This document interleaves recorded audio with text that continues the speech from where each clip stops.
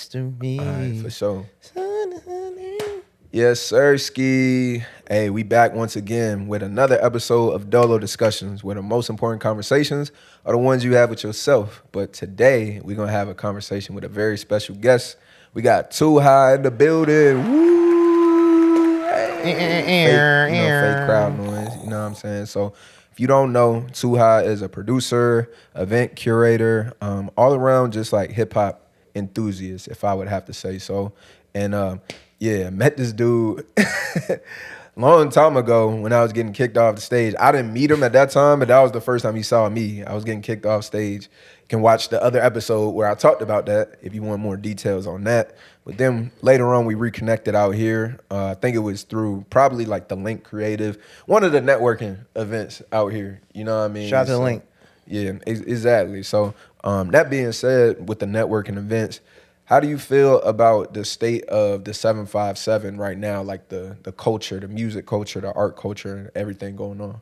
Man, I love it, man. I like that we have something to do like pretty much every weekend. I forgot what day it was where I had a showcase, and then at the same time there was an open mic event, and then at the same time there was an event like we were just talking about the link too as well. And, you know, for some people, they're like, oh, man, I'm not going to be able to hit up all three things at once. But I was like, that's cool. A good thing. The fact that you have choices, like, which one do I go to? Like, great problem. That's what it's all about. Like, that's how it is in other places you go to when it comes to, like, you know, music, arts, or anything of that sort. So I'm excited. I love that everybody's doing their own thing. We continue, you know, pushing forward. So anybody that's complaining there's nothing to do, or how can I do this, or how can I do that? I don't know, man. You must be blind and something. Got the bandana on his eye. Bruh, I can't hold you. Like, since I've been here, like, obviously, you know, Atlanta is a different place than Hampton Roads and the 757. Not to say that it's better whatsoever. It's just a different area. But that being said, since I've been back here, it's kind of, it reminds me of how I felt being in Atlanta, where it's like, dang, it's always something going on. Like, dang near every day of the week nowadays. Like, there's something going on. Obviously, there's times where it's slower, but a lot of people are doing a lot of, you know, just, and it's a variety of things too. It's not just open mics and showcases. Like, you know, off the top of my head, somebody like DJ Chef Dro, like she does those special themed events. Like a lot of her events. Shout out to Britt. Those are events that I would see in Atlanta that go off. It's a Drake theme event, or it's a such and such themed event, this artist themed event, or whatever. You know what I mean? And you got enough people that are like, oh yeah, like I would go to something like this, like something that's a different experience. So there's people here that are starting to do things like that. And yeah, I'm proud of the 757. But speaking of DJs and speaking of, you know, the culture and events and just stuff going on here, you did recently just have a new partnership that you mentioned to me with DJ Danny. So, you know, talk a little bit about that and what's going on with that. Yeah, shout out to Danny, man. So, you know, I met Danny like, I want to say like last year sometime. Yeah. What I love about her was that like when I was doing my events and stuff, like I would see her a lot. It's not hard to catch her. She has like the, you know, the glasses. I think that sets her apart from everybody. She knows what I'm talking about too. She got the thick black glasses, you know what I'm saying? But that's dope, like how certain people you know, have things about them where you're like, oh yeah, that's so yeah. But she'd be at like all my events, and then like when I would talk to her and stuff, like she's a big hip hop head as well. And you know, we would talk about music and stuff. And then on top of that, she started learning how to like DJ. So she started doing her own events and stuff out there in like Norfolk, Virginia Beach and stuff. And I always try to make sure to go out there and like, you know, support her and everything. And you know, she like how she supports me. And so, you know, eventually as we got towards the last quarter of you know, 25, I was kind of like, things started really moving fast for me right now, you know. And I was kind of like, man, there's a lot going on. Then I had a lot of stuff coming up. Yeah. You know, especially going to 26. And I'm the type of person, like, I like playing chess. I'm always like 2-3 steps ahead of everything. So I started seeing how things were going to go. I started, you know, phone be blowing up. You know, people want you to do 55 million things or whatever. And, you know, I'm the type of person, man. I'd be like, bro, I'm in bed, dog. I'm tired. I'm sleepy, man. Yeah, you told me, old boy called you. I was like, bro. Yeah, you know what I'm saying? Like, it's crazy people doing out the here. Early morning calls. You know what I'm saying? But it's all love though. But like in the good morning, my nigga. Like, good morning, fellow nigga. How are you today? Yeah, so I got this idea. Like, dog, come on, bro. Would you like to get into some niggatry? Like, you know what I'm saying? Lunchtime yet, bro. But nah, but I mean, you know, but that's opportunities though, like when people hit you up for things like that. Yeah, for sure. But you know, it gets to a point too where you got to kind of balance everything, and then also too, you got to know your value, and you got to know like when people are reaching out to you for a certain like service or whatever, like it costs, like, because you're taking the time out of your day, you're putting wear and tear on your vehicle and doing all this, so you can go out there and you know, do whatever. And I just feel like that's not something you should do for free. And I feel like as a person who, me myself, like if I reach out to somebody or whatever, like, and I know they're about to do like 55 million things, like I'm gonna make sure like I somehow, you know, pay you back for that, you know what I'm saying, or whatever. Even if I can't do it right then and there, I'm like telling you like, yo, son, like I'm make sure, whatever, like that's just the type of person I am. Or make it easy for that person to help you too. Yeah, because you know what they go through or whatever, you know. Even people be like, oh no, I'll do it for free. I'd be like, you sure? Because, you know, I understand. Yeah. But so just that and just balancing everything I got going on. And then also for me is just like all this stuff going on for me as a producer. I just want to be in my creative space. I just want to make music. Like, I don't want to worry about. So you feel like you wanted to have her as like somebody to manage some of that for you. Yep. So when I was kind of alluding to it back in like April, I was like, I probably gonna need a manager. But at the moment, I was kind of like, nah. But then it got, you know, crazier and crazier throughout the year. Eventually, I was like, you know what? I gotta really sit down and like look into this. And you know, she was my choice because the number one thing was she was a hip hop head. And I said, that's the most important. That was the number one thing for me. I was like, I need someone who can like talk that same language that I be talking. Like, facts. I don't want someone who doesn't understand hip hop. So then when they're, you know, negotiating or talking with anybody, these big heads, she know what you like. She knows what I'm about. She you know, she knows the culture and everything. Like, she know like, oh yeah, and then my client he not feeling that. You're not going to the trap event, right? Whatever, you know what I'm saying? Like, nothing against trap. That's just not, you know, the vibe or whatever. So I mean, unless you know, trap event paying. He said, I'll make some trap now. I'll make some. We gonna make them hi-hats dance. Hey, I make them hi-hats dance for you. Hold up. It depends how much they paying. Hey, Danny, listen up. Hey, high hands to make them dance. But so look, you know what I'm saying? but that's dope though. That's a dope collaboration. I just love to see people collaborating. Especially because you know, Danny, she's somebody that I've just heard about just being on the scene already, you know. So hearing that y'all are partnering up in any way, like that's dope. And I just feel like more shout people, out to her. More people should try to do that, you know. Shout out to her. She ain't look at it like, you know, some people, you know, everybody relationship different, but some people they might feel like, oh, like he kind of competition. Like I'm trying to do some of the things he doing, or like vice versa. You could have looked at her in a certain type of way, like, oh, I'm trying to DJ more. I'm trying to whatever. A lot of people do that. They like, nah, I want to be the one. Like I want to be the, you know what I mean? So it's like just seeing people being willing to like, you know, I wouldn't even say take a step back. It's not even taking a step back, but just like be humble enough to be like, you know what, I rock with you, and like I feel like I can contribute to what you're doing, and you can contribute to what I'm doing. So like let's, you know, work together. So yeah, real excited about that, man. Shout out to her. This nigga got niggas trying to book him right now. This nigga nigga handling business right now. This nigga like, Danny. Can't talk on the podcast. Talk to Danny. Talk later, K. Please contact Danny. I'm weak. But nah, shout out to Danny though. That's dope. But hey, we gonna go on to the next segment, which is my favorite segment.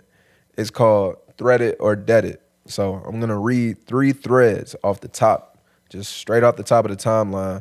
If it's something we want to discuss, something we want to elaborate on, we gonna thread it. If it's something we just want to move on from, we don't really have much to say, we gonna dead it. So let's see what we got. Let me see. So this first one says, being in your 30s is just going back to liking everything you loved at 15, but without the need to explain yourself. Hell yeah. Hell yeah. Damn, that's a bar. Oh yeah, video It's a games. bar. I be playing my old PS1 games. I be Yeah. watching like my old anime and stuff like that. I mean, I'm still childish. He said, man, I'm still childish. I am still childish. I don't let myself act like I'm too grown. I hate when people be like, you gotta act your age. I am my age, man. I'm a big kid man. Yeah. You know Nah, I feel like, you know, age is about how you like. It's about how you feel. Like it's not like the number itself. It's how you present yourself. Cause like even the gym I go to, well, one of the gyms I go to, it's an older dude in there. He like 60, but he be in there like just as much as me. And it's like I know 60-year-olds that can barely walk. Like my steppa, he can barely walk. You know what I mean? Just cause of whatever like he been through. But it's like, yeah, it's a mentality. Cause it's like nothing against my steppa, but it's like. This dude, he could be the same. He could just be like, all right, I'm just old. I'm going to just let life happen to me. But it's like, nah, he in there working out every day. You know what I mean? So. Yeah, shout out to my parents. They inspire me because, like, they be out there getting it. They're in their 50s, but, like, they move around, their reaction time. That's another thing people don't understand about aging. It's not just how you look and all that stuff. Yeah. It's that reaction time. Sharp. Like, you know, some folks just be, like, you be talking to them, they just be like, yeah. He be like, yo, what the hell? Yeah. Nah, it's like a sharpness. Being sharp, man. And like that's how my parents are. Like at their age, it's almost like they're in their late 30s and like 40s, but they're in their 50s. But it's a balance, like being able to do those things and still take care of business as an adult. But like just having fun with life and stuff, like you can't allow the outside world to, you know, take too much control. Because some people, they let the outside world like kind of like strip away their innocence pretty much, you know what I'm saying? Facts. So I'm gonna live my life the way I should. So I feel you on that, but I think this thread is interesting though because because you know I've often even thought about it. Like there would be kids in high school, like I would, like I remember there'd be this one kid, like he'd just be sitting by his locker and just like by himself, like all the time, and I low key would feel bad for him because I'm like, yo, what is this nigga doing just sitting like in front of the locker by himself or whatever. But I think about kids like that and like the mental fortitude they had to have like already built or whatever, like experiencing like adversity in life and not being accepted and like. And a lot of them just being comfortable with being themselves. Like they was just whatever. They didn't care about being popular or they didn't have a lot of people that liked them. So they didn't have to worry about appealing to people sooner in life. Why you talking about me from high school? That's crazy right there. I'm weak. But nah, I feel like people like that wasn't my experience where it's like, I wouldn't say I didn't feel like I couldn't be myself, but I felt like I just was accepted so much where it's like, I don't know. It's like you don't have to reflect on yourself. If everybody is just showing you love and all the girls giving you hugs, everybody dapping you up, you feel good about yourself. You feel like, okay, yeah, like there's no need to reflect on yourself. If people is like treating you a certain way or you got to have them dark days where it's like, dang, like you have them as an adult, but it's like, I think about kids like that, they probably had those experiences earlier, so they learn to get over that shit probably faster than a lot of us as adults. You know what I mean? So, yeah. Shout out to this person because I agree. It's like definitely agree. Yes, sir. All right. Let's see. Moving on to the next one right here. Nah, all right. I can't even read that one. All right, that one is just stupid. All right.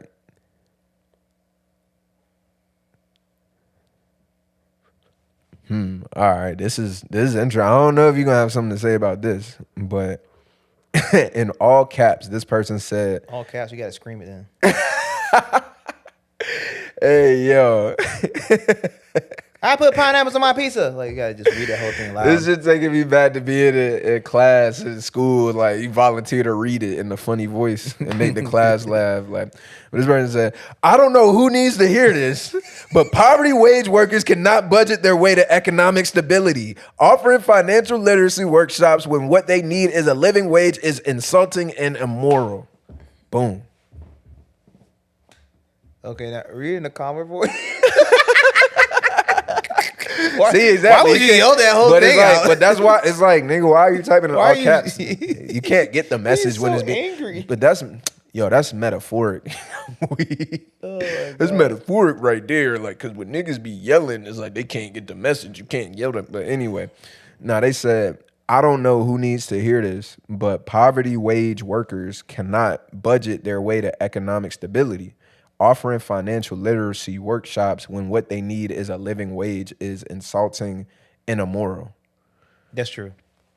That's true. Because a lot of times people look at people who are poor and just say like, "Oh, he's just bad with his money and stuff like that." And that may be the case for like a few people. It's some like people, what level of financial literacy is gonna he needs to take financial literacy workshop classes. Yeah, but he's leaving that class still broke. Yeah, you know what I'm saying? Still need income. Because I saw where here in Virginia it says like for you to live steady, like live a good, like decent life, you had to make about, as a single person, by the way, you had to make it said over 100K, but it was saying precisely 107K. In order for you to like, you know, not only just take care of all your, you know, your bills and everything, but like put money up for savings, because that's another part of it too.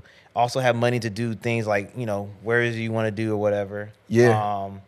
So they were saying like 107K, and me as someone who has experienced that, like as you know, where I was making a certain amount of money and living out here in this world, and I was just barely making on some freaking JJ in the good times, temporary layoff, like, you know what I'm saying? Like it's true though. So telling somebody they've got to do a workshop class and just be better with their money, like that's hard to do, man. Especially when they got kids and stuff. And that's why I kind of wonder what, like, who this is aimed at though. When you're saying that, like, is he saying the people offering? Because that goes back to, we mentioned EYL like earlier in our conversation, not on this version of the podcast, but you know, there are people that like kind of offer financial literacy workshops all the time and like stuff like that. So that's why I'm wondering, like, who is this all caps, you know, like who are they really mad at? Because like I'm not gonna be mad at EYL for doing what they doing, you know, like, so how is it? Because they said they need a living wage, like, so it's insulting and immoral to have them to offer literacy workshops, you know.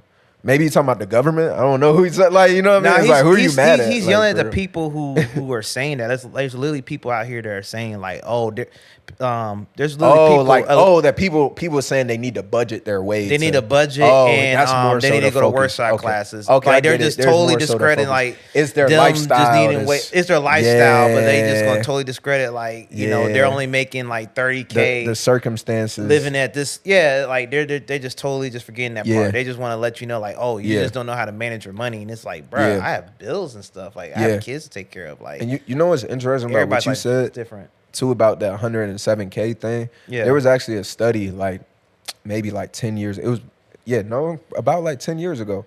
I remember seeing it at the time. It was like there was some study where it was saying that the minimum amount a year that somebody would need to make to live like a comfortable, like happy life was 70K. That was at the time back then, like 10 years ago.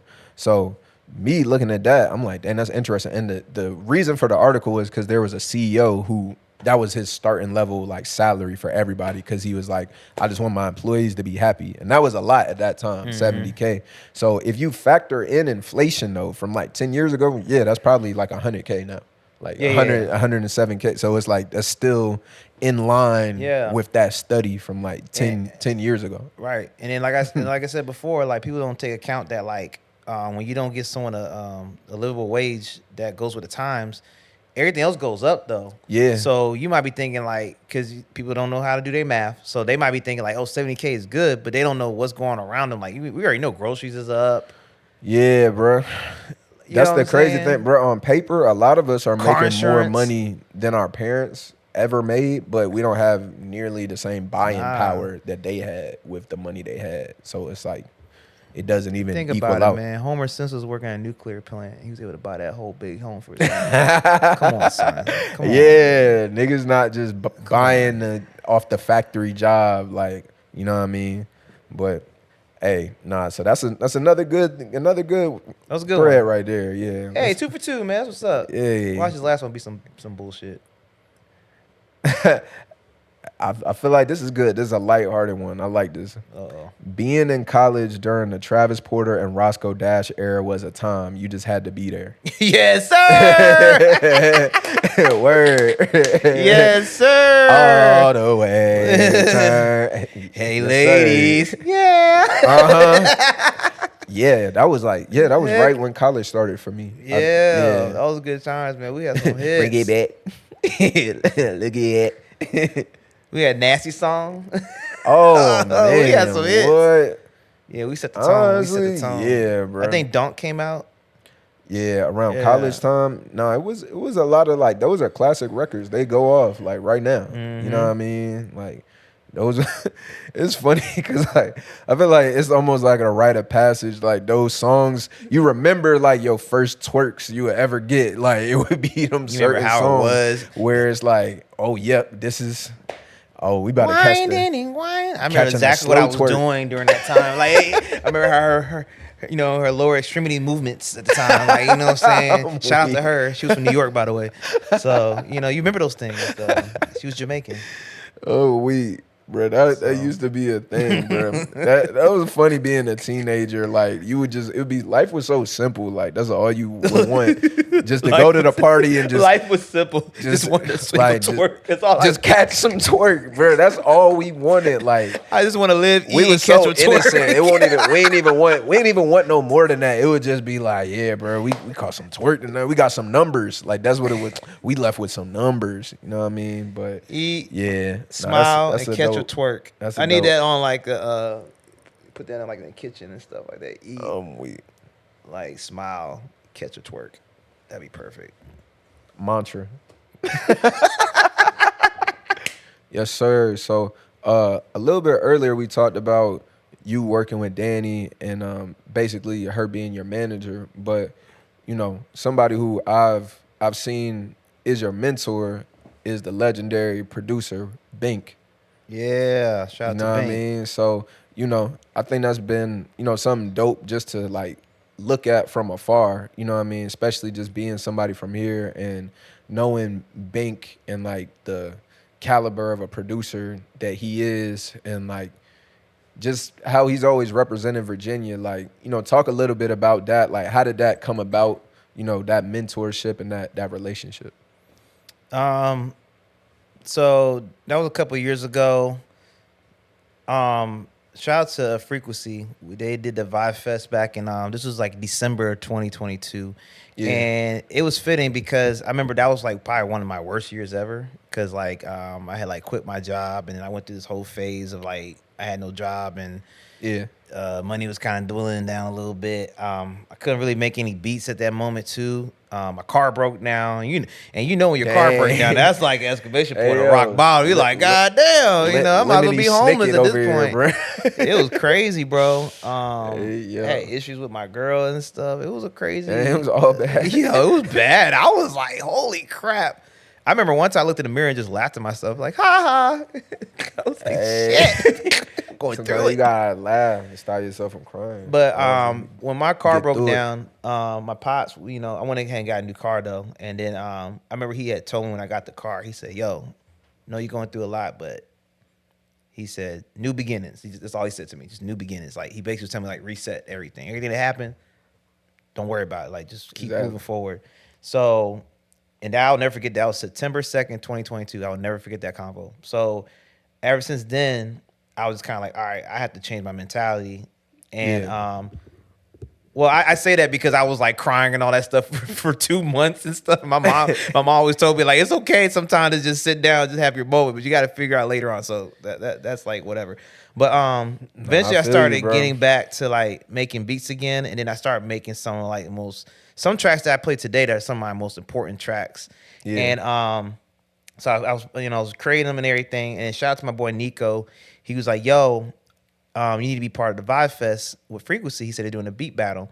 And me, I'm not really big on beat battles. I don't, not saying there's anything wrong with it. It's just me personally. I'm like, when I do beat battles, people always tell me like, these aren't beat battle beats. And I'd be like, I don't care. Like I'm going to play what I want to play. I don't care. Yeah, for sure. So they always tell me that, the beat battle beats be the you know, I can't do all that. I was like, bro, and I love hearing it, but I just can't do all that. Like I don't want to do all that personally. It's very theatrical. It's just different. It's different, crazy vibe right there. But so I was just like, man, I want to do it. But he was pressing me to do it. So then I was like, all right, cool. I was like, you know what, I'll do it. So we went ahead and did it. And when I got there, I remember being there and not really knowing a lot of people there and stuff.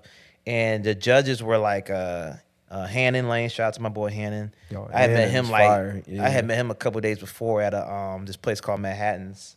The DJ there was playing his music and stuff. I was bobbing my head too. He's like, "You like that joint?" I was like, "Yeah." I didn't know who he was at the moment until I got to the joint. I was like, "Yo, that was freaking Hannon." So shout out to him. LES was one of the judges, and then my boy Zach from Fortress, he was a judge, and then Bink was judging. So you know, we all go up there and we play our beats and stuff like that. So one of the first beats I played was the All I Need You. I don't know if you remember that one. It's the one with the breathe and stop drums. So I played that beat, and I remember when I played that, like everybody's eyeballs was like, "Yo, I never heard it like that before."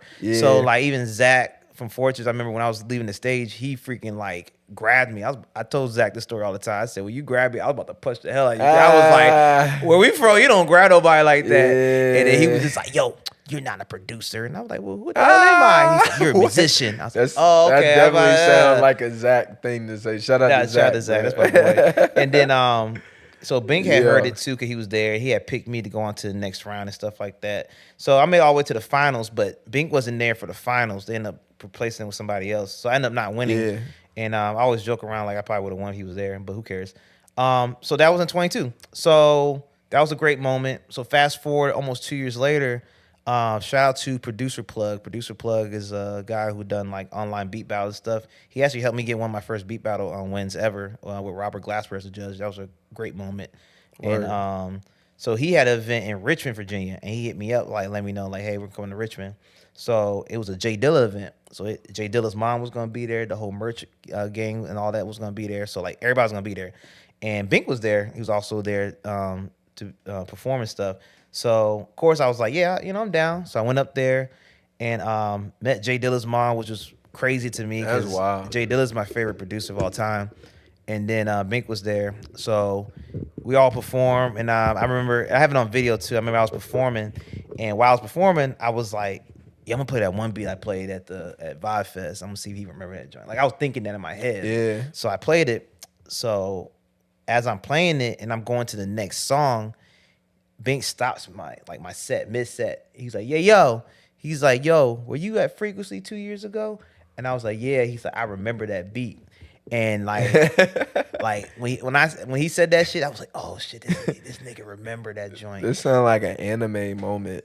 Right. You know what I'm saying? Like, I was going crazy. No, because I'm thinking like you like going up there to like play this beat. You thinking about it like, I wonder if he gonna remember this or like, you know, this somebody. head ass, like, cause you thinking like, all right, nigga, I'm playing my beat. The nigga stopped that shit. I can only imagine how you felt like, why is this nigga stopping my shit? Yeah, like, what's happening? It's on video. Like, it's on video. What's happening right now? It's like, yeah, I'm trying to figure out the next song to play. He was like, hey yo, I'm like, well, what's going on? You know. And then they asked Dilla's mom, like, you know, how do you feel about my about 2 Eyes Set? She said, I loved it. I was done after that. I was like, yo, I don't need to do nothing else with music anymore. Like, J Dilla's mom said, this shit dope. We're done here. Hey. Yeah. So as I was leaving as I got done with my set and I was going to the green room to put my stuff away, you got to pass by like where Dilla's mom and Bink was sitting at. So as I was going down, Bink, he was like, hey, yo, he was like, don't leave out of here until I get your information. And I was like, oh, shit. So I put my stuff away quick, went over there and got his phone number and stuff. And then, took a while because I know he was busy and stuff like that. You know, his shoes that came out with KD and all that stuff. Yeah. And then I actually got a pair and I took it to him. He actually signed it, I have it in my room. And he put like, we're going to work soon. And I was like, oh, shit, like, this shit's real. And then about a year ago. This shit's real. Yeah, I was like, oh, this shit real. You know what I'm saying? I was like, oh, this nigga means that shit. I thought he was joking. It's real ink. It's not real. Like, it's not invisible. Yo, I was going crazy. I was like, oh, this is real. So, yeah, about like a year ago, he invited me to the crib. He invited me to the crib about a year ago. play some joints, and ever since then he was just like, all right, I'm gonna show you a couple things, and it's been like that ever since, man. That's been our relationship, man. Fire. And then he be shouting me out, and he was on the Drink Champs joint with Memphis Bleak, and he shouted me out. So that was a big moment too, right there.